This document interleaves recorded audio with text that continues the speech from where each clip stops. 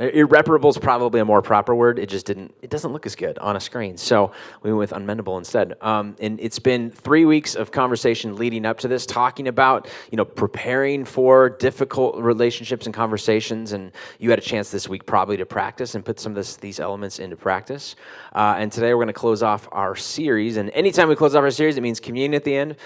So we're going to participate in that. And I've done parts 1 through 3. You can go back. You can go to the website, eastlake-tri-cities.com/talks, or if you have the app, there's a little talks button on the bottom. You can catch up on the series in that way. And today, we're going to have a friend of mine come and finish this up. And it's sometimes when we do guest speakers, they're via video because we don't have a big pastoral staff. You're looking at it. But today it's an in-person one. And it's a guy who is not a pastor, right? Yet. I'm working on that, speaking that into that. But he does work for me here at the church. And by me, if you call Eastlake home and you give here, he kind of works for you too.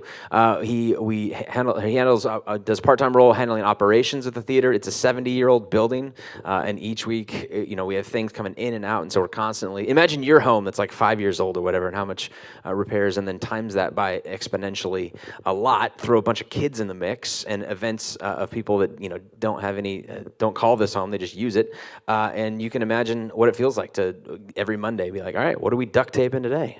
So that's how that works here, handles that. And then he's handling some Wear Love stuff for us as well, some part-time stuff doing our Wear Love, which she mentioned in the video, is kind of our outreach thing. This is what we do to kind of serve the community. We think that if we're going to be followers of the way of Christ, it also means doing something beyond ourselves other than just living for ourselves. And that looks different depending on which season of life you're in, right? If you're a single mom or a retired or this, you taking inventory of my own personal life, figuring out where I'm available and how I can make myself do something for not just me. I spend a majority of my time accumulating things for me, getting things right in my life, and creating order and structure for me. What can I do for somebody else? So Wear Love is coming alongside to be able to be like, we want to partner with nonprofit organizations in the communities and figure out what they're doing. How can we plug ourselves into what they're already doing?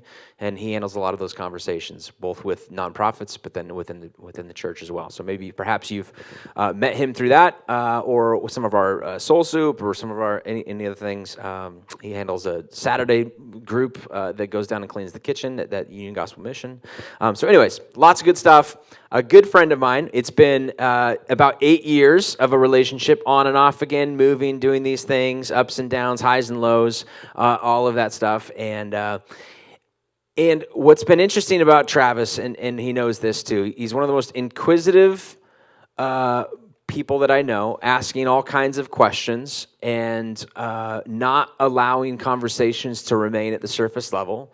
When we, midweek, he'll be asking me constantly about this series. What are you talking about this weekend? What are you talking about this weekend? And I'll be like, bro, it's Monday. It's the first, give me a couple of days to figure this out. I don't even know what I'm talking about yet. I don't even know I can't remember what I talked about yesterday. But the conversations that we have are never boring. They're always very interesting. And as a part of this series, he kept saying, what about this? What about this? What about this? And I thought you should get up and close this series. And so that's what we're going to do today. So if you would, please welcome my friend Travis Rybarski.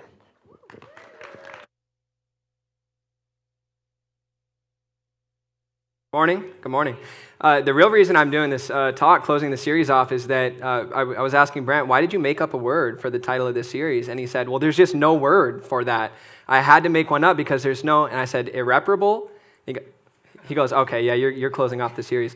So, and also, he mentioned that I work for you guys and I do building maintenance here, but I only have 10 hours a week to do building maintenance, and it's a 70-year-old theater. So if you notice something that needs to be done, please keep it to yourself, man. Yeah, no, it'll be written down on a whiteboard somewhere if you bring it up. The way that I met Brent 8 years ago was some kind of ridiculous scene out of a Karate Kid movie or something, because this place was not open yet, but I had heard rumors that it was going to be a church that would rent itself out as a venue, and I was throwing rap battle events at a charming dive bar called Ray's Golden Lion on the other side of the Uptown Plaza. I was very grateful that they would rent to me, but I was looking for an upgrade. And my friends and I were walking around passing out flyers for our rap battle show, and we noticed that the door here was unlocked. So we just walked in and started wandering around. We heard noises, and we find the pastor alone in a dark hallway back here in the early childhood room doing something involving concrete and grinding and a lot of dust. And we asked him, we heard this is going to be a venue. Would you let us throw a show here when you get it opened up? And he said, Travis, I think this place will be much more than a venue to you. I have many things to say unto you, but ye cannot bear them now. And so obviously I turned to like my at-risk youth friends, Blake and Blazer, who were passing out flyers with me in matching hoodies. And I was like, what does this guy think he's got to teach us? And he said, discipline. And so he put us directly to work right then and there. And honestly, that part of the story is true. He genuinely did put me to work right then and there and let me work off the venue fee and then come back later. I got a discount too, though, because I did it for charity. I did it for charity because I didn't think he would let me throw a rap battle event in his church if it wasn't for charity. Turns out it's just a weird church. And so I did it for charity for no reason, which sucks. And so anyway, a couple years after that, me and Brent remained friends. I wasn't interested in the Christian thing, but I never felt he was pushing anything on me. I was comfortable hanging out with him. And a couple years later, I go through a quarter-life crisis that sends me just desperately seeking truth that can restore me to sanity. And one of the things I realized was that I had always idolized either myself or some other human that I know as if somebody can live up to the highest standards. And I was perpetually frustrated and disappointed that people could be my model for one specific thing, like you can teach me to be financially responsible, Brent can teach me Taekwondo, and you know, my mom can teach me grace, and my dad can teach me how to eat healthy and be responsible. And so there's people who can be models for specific things, but I had never found someone who could be a model of how to be human, and that really ticked me off. And like Brent mentioned that we've had ups and downs, and part of that is, it's like, Brent, why don't you live up to what a perfect human being is supposed to be so I can have something to look up to? And so I realized that I was going to need to plug something spiritual into that place in my life. And my father, who's in the room, had raised me in a Christian church, and he had always told me that Jesus is the person to put in that position. So I knew that couldn't be it, and I needed to find something else. So I'm reading yogis and Buddhists and Sufis and everything, and I learned a lot of interesting things. I'm not bashing other traditions at all. In fact, I found a lot in common with them between Christianity, like particularly their reverence for Jesus. There's all these people from other traditions that I read. I'm looking for anything but Jesus, and Paramahansa Yogananda and Thich Nhat Hanh and Neil Douglas Klotz and all these spiritual guys from other traditions are saying, yeah, what we're teaching, what a human being is supposed to be, Jesus embodied that. So they have all these different ways of thinking about Jesus but he seemed to be the most universally agreed upon figure for what a human being is supposed to be, no matter what culture you're coming from. And I'm like, all right, that's actually pretty dope. I'm going to give that a shot. So I started reading the words of Jesus and praying and meditating in an effort to contact Jesus in some spiritual or mystical way, and reading about the way that he did life and contemplating what it meant. And so I felt comfortable coming to Eastlake after that, because I had never felt like Brent or anyone I met at Eastlake was trying to package Christianity and sell it to me. I felt like they were trying to offer me Christian ideas that were good for me. It's the difference between, like, if Christianity is a tree, it's got all these fruits growing off of it, like ideas that are life-giving and spiritual practices that are enriching, and we don't want to just try to convince people and manipulate people into saying, this is the best tree, we want you to buy this tree. All we have to do is pick the fruits off of the tree and give them away, and they speak for themselves. And so I like that seems to generally be the approach here. I feel comfortable here for that reason. And Brent mentioned that I'm inquisitive and not boring, and so I have to start this talk off with something weird, which is a really interesting modern allegory, Fast and Furious Tokyo Drift. No, I'm just kidding.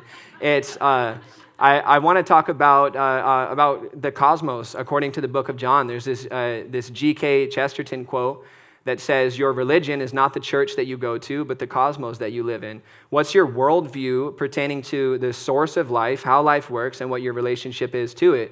That's your cosmology, the cosmos that you live in. So what is a worldview that is true according to John? John wrote either John or very close followers of John wrote the fourth book in the New Testament, which is the most poetically and spiritually and esoterically oriented of the 4 testaments about Jesus, of the 4, they call it the canonical Gospels, Matthew, Mark, Luke, John. So John's my personal favorite, and he writes some weird poetry in this thing that I think is so fun. So he starts off his book like this. He kicks it off like Genesis by saying, "In the beginning was the Word, and the Word was with God, and the Word was God. He was in the world, and the world was made by him, and the world knew him not. And the Word was made flesh and dwelt among us." So you can see this is verse 1, 10, and 14. It's pieced together, not to be misleading, but just to emphasize a part of this poem. So when he says word, when John writes word, he's saying that Jesus is the Word of God in the flesh, and that's ever present, but we don't notice it. The word here is our translation of logos. Logos is a really interesting concept from Greek philosophy that was adopted and modified by Christian philosophy. And so I want to talk about logos and then come back to the scripture with that point clarified. So 3 points on the logos that come from Greek philosophy. So 500 years before Jesus came around, these ideas already existed. There's some mysterious order to life.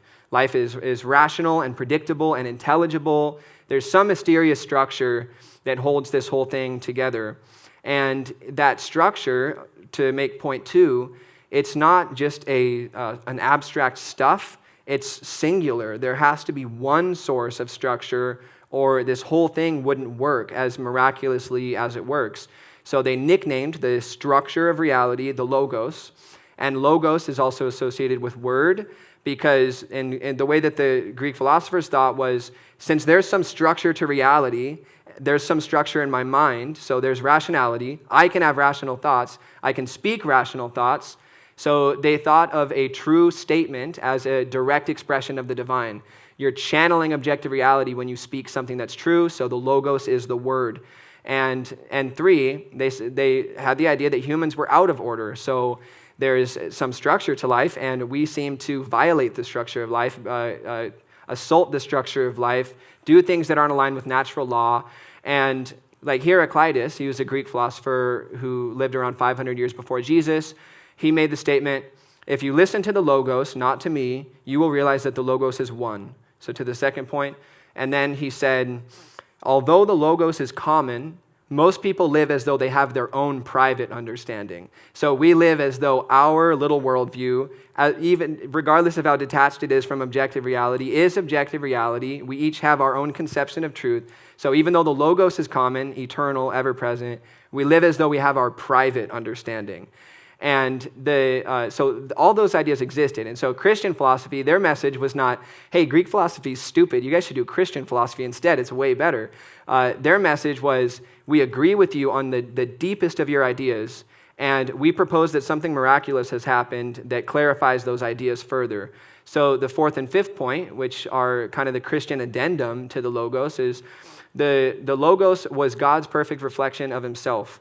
So when John is saying, you can leave it on this slide for now, Raleigh, but I'll skip ahead. And when John says, "In the beginning was the Word, and the Word was with God, and the Word was God," he's saying there's some miraculous source of life. And the first thing it ever created was a perfect reflection of itself.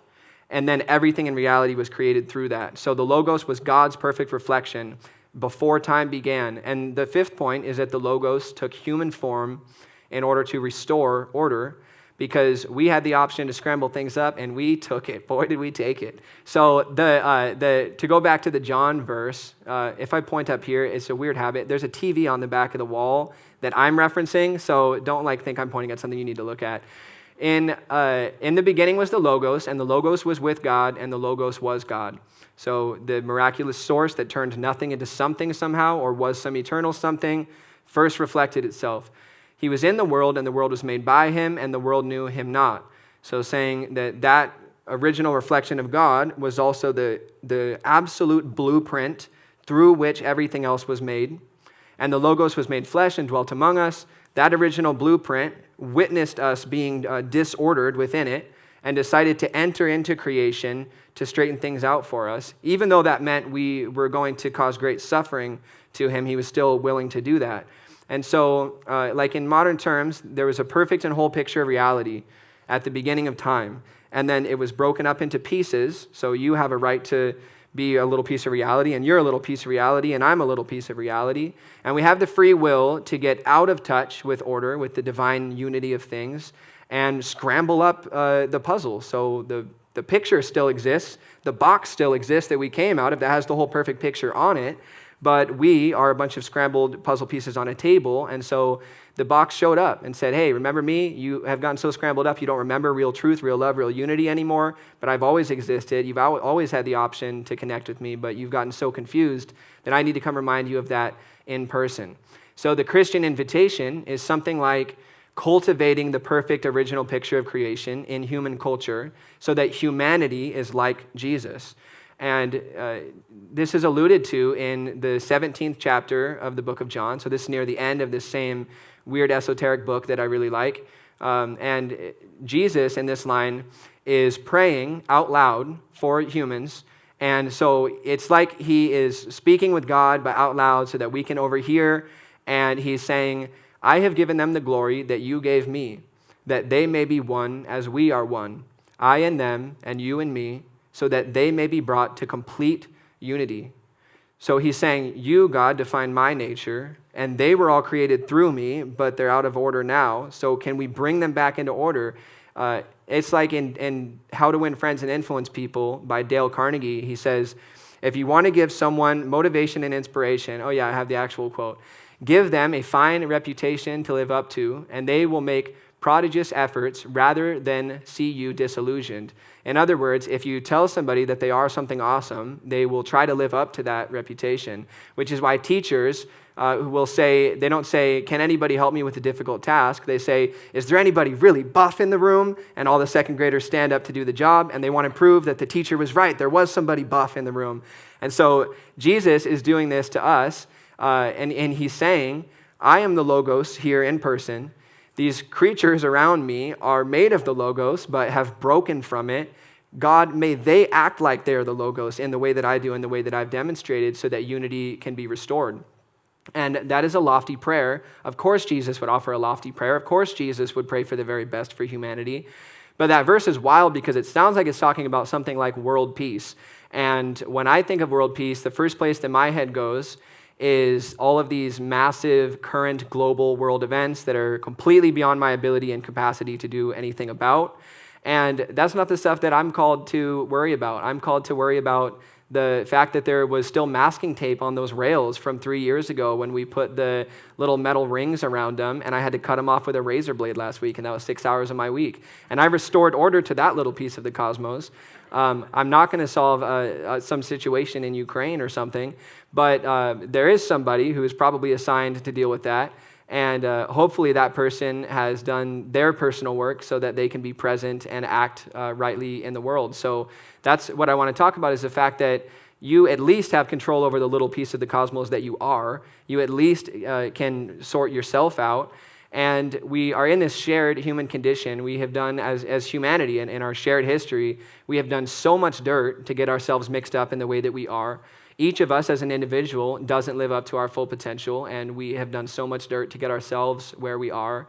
And that dirt that holds us back is not located on Twitter. It's not located on the news. It is located in our hearts. That's where we carry it, and that's where we can address it, and that's where this work is done.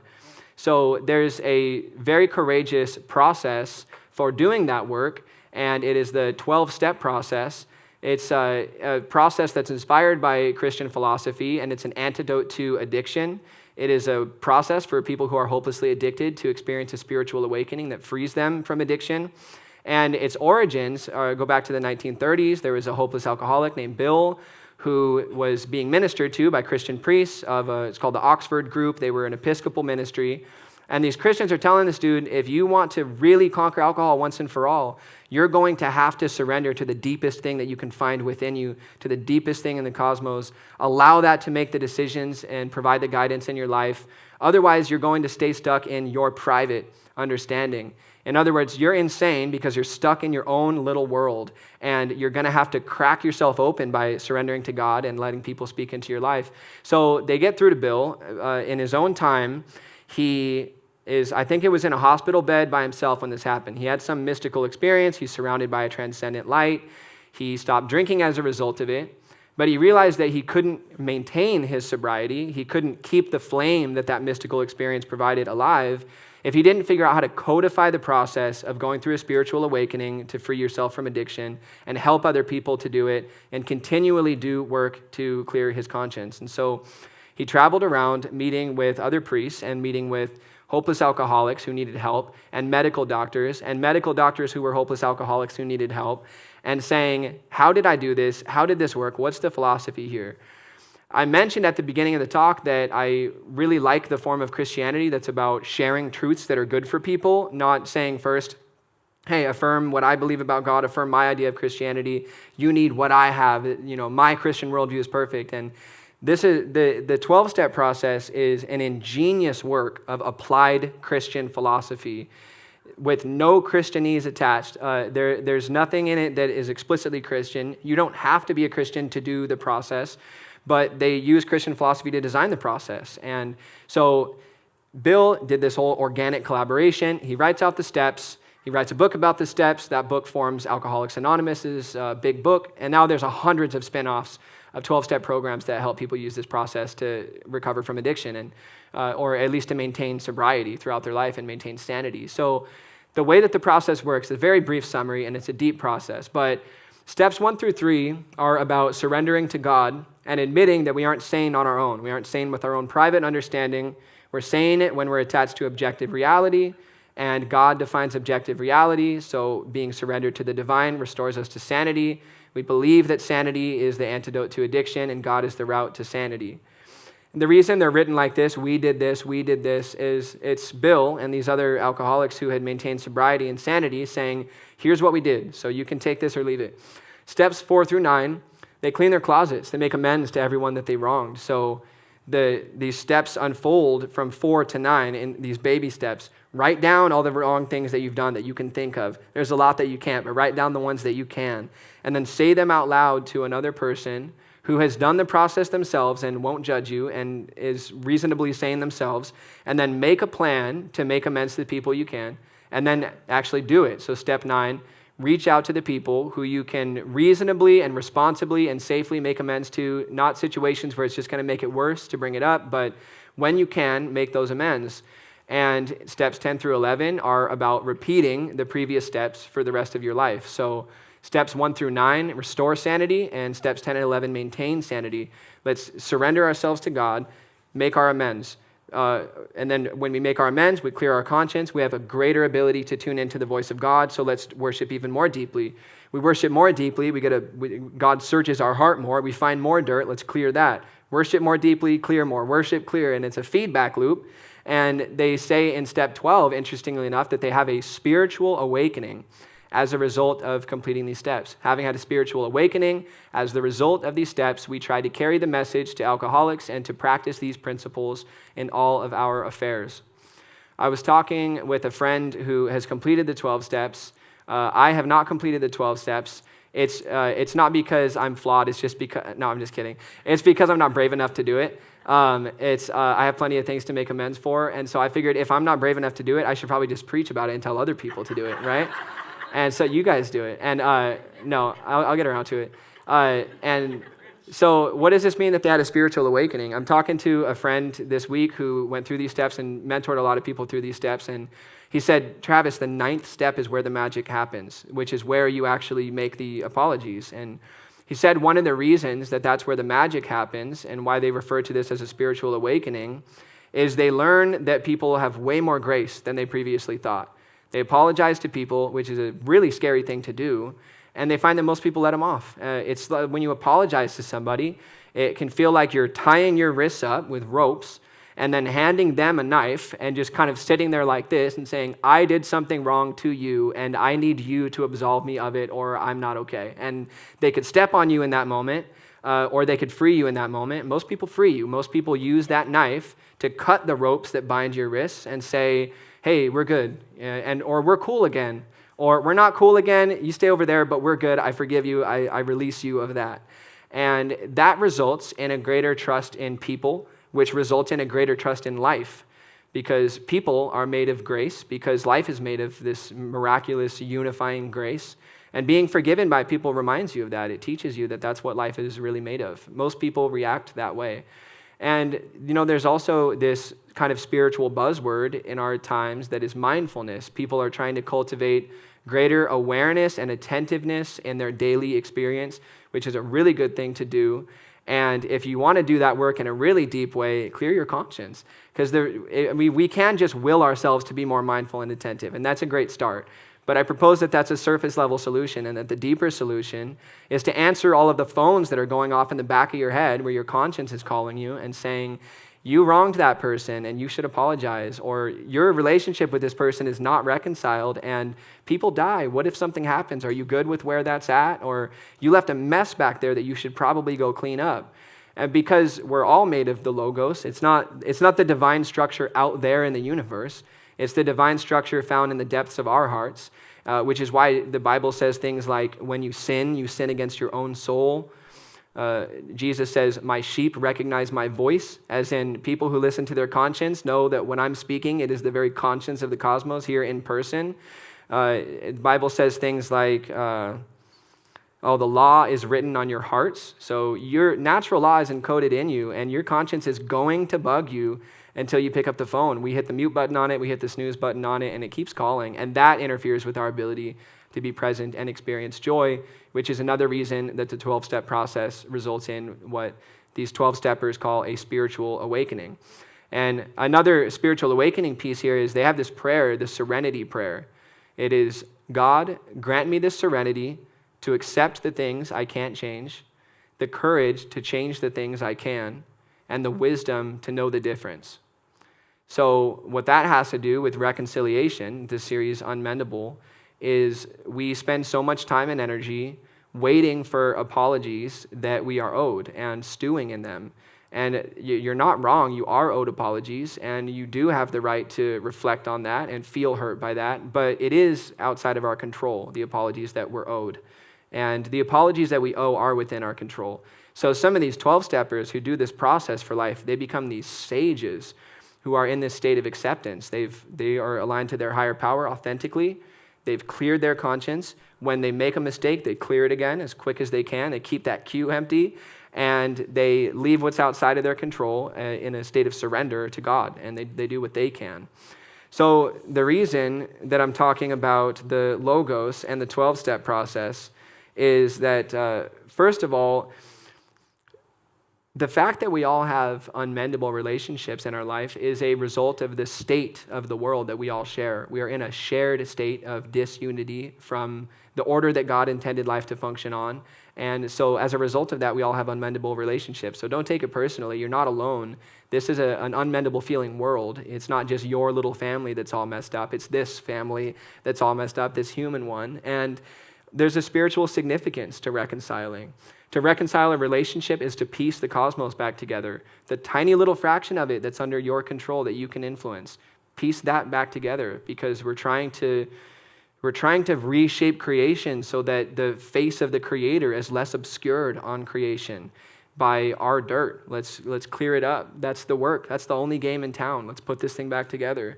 We have a right example to follow. We have historical records of a person who acted and spoke with total truth, total love, total unity.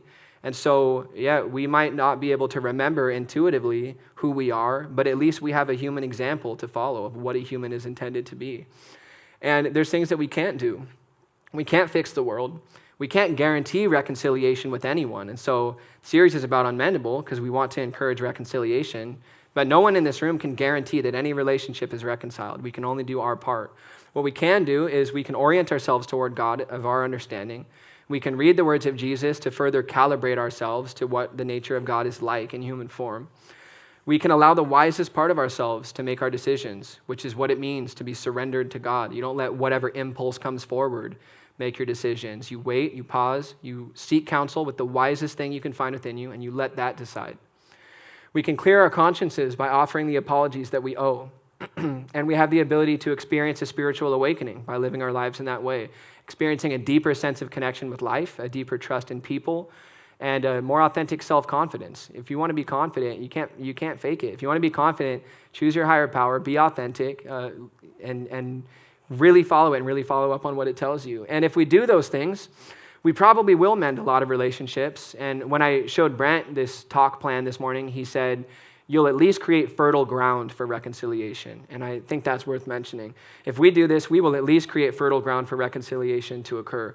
We will inspire people around us to apologize first, which might mean that you get some apologies that are owed to you because you led by example. We will at least gain grace, wisdom, understanding, and peace.